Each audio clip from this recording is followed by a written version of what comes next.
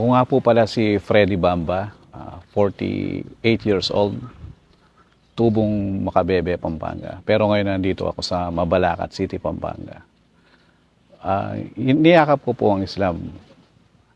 Unang-una, maraming mga pagsubok muna, mga gaya ng mga pagsusuri.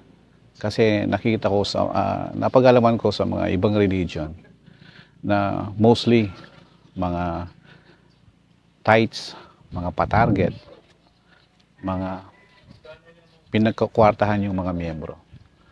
So, ang kagandahan sa Islam,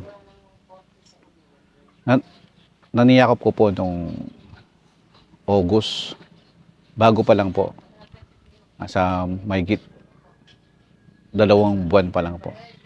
Kagandahan po ng Islam, kung bakit niyakap ko po ito.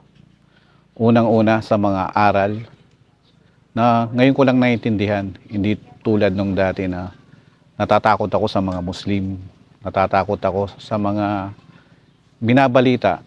Kabaligtaran po pala ito. Bagkus sila po pala ay pinakamababait na tao. 5 beses nagsasala sa isang araw.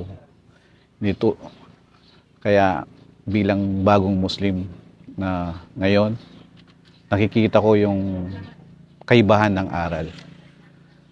Naano ako dun sa isang ustad na naano sa isang TV network na isa siyang pastor na pumunta sa Saudi Arabia.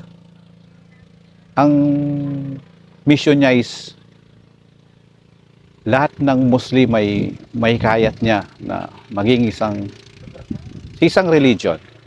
Subalit ang nangyari ay kukuha lamang siya ng isang verse o kasulatan sa Quran na yun yung gagawin niyang batayan para may kayat niya ang mga Muslim na pumunta or sumanib sa kanilang religion. Subalit ang nangyari ay nagkabaligtad. Sa pagbabasa niya ng Quran, naliwanagan niya na yung kanyang palang religion ang tadtad ng kamalian. Kaya bilang isang bagong Muslim, nakasalukuyang